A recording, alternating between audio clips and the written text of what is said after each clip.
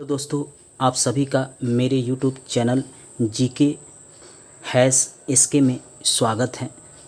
आज हम मानव रक्त के संबंध में पढ़ेंगे। रक्त का हमारे शरीर में क्या महत्व है, यह भी जानेंगे। रक्त के शरीर में महत्व होता है। रक्त हमारे शरीर के ताप को नियंत्रित करता है। ऑक्सीजन और कार्बन डाइऑक्साइड का पचा हुआ भोजन, उत्सर्जित पदार्थ, हार्मोन का रक्त ही संवहन करता है। यह सब भी हम आगे जानेंगे। रक्त क्या है? रक्त एक तरल संयोजी ऊतक है।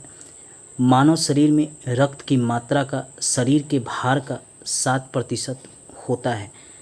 हमेशा ही प्रश्न पूछता है कि मानव शरीर में रक्त की मात्रा शरीर के भार का कितना प्रतिशत होता है, तो 7% होता है। रक्त एक क्षारीय विलयन है। रक्त एक क्षारीय विलयन है जिसका pH मान 7.4 होता है। हमेशा पूछता है रक्त का pH मान क्या होता है, तो 7.4 होता है। वयस्क मनुष्य में, यानी जो 18 वर्ष से अधिक उम्र का व्यक्ति है, उसमें 5 से 6 लीटर रक्त होता है। लेकिन महिलाओं में पुरुषों की तुलना में आधा लीटर रक्त कम होता है, ऐसा मानना है। दोस्तों, मेरे वीडियो को लास्ट तक देखिएगा। लाइक, सब्सक्राइब और शेयर भी कीजिएगा। दोस्तों को भी शेयर कीजिएगा ताकि दोस्त भी इससे लाभ उठा सके। विभिन्न कॉम्पिटिटिव एग्जाम में इससे प्रश्न जरूर पूछे जाएंगे। रक्त 2 प्रकार के होते हैं, प्लाज्मा और रुधिराणु।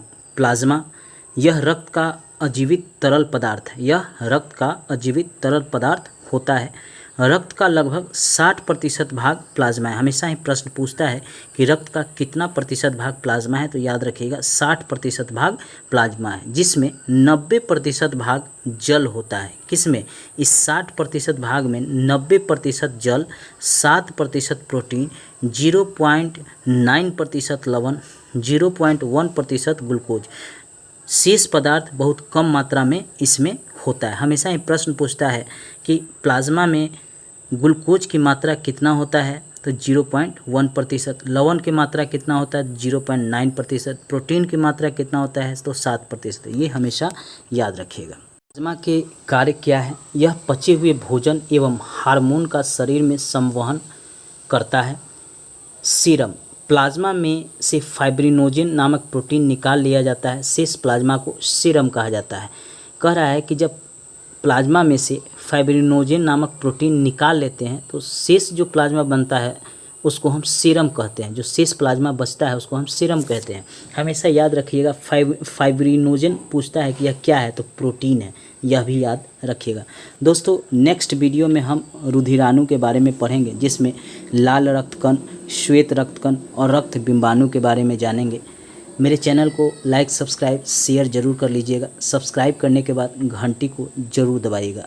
धन्यवाद दोस्तों, और दोस्तों को भी शेयर कीजिएगा। अगला प्रश्न है, रुधिर के प्लाज्मा में किसके द्वारा एंटीबॉडी निर्मित होता है? उत्तर है लिम्फोसाइट द्वारा। अगला प्रश्न है, प्रतिरक्षा का सर्वाधिक संबंध है? उत्तर है लिम्फोसाइट। अगला प्रश्न है, लाल रक्त कणिकाओं का रंग होता है? उत्तर है हीमोग्लोबिन के कारण। अगला प्रश्न है, WBC का बनना तथा RBC का विनाश हो सकता है? उत्तर है प्लीहा में। अगला प्रश्न है, प्रतिजन वह पदार्थ है जो विषाक्तता के उपचार के लिए प्रयुक्त होता है?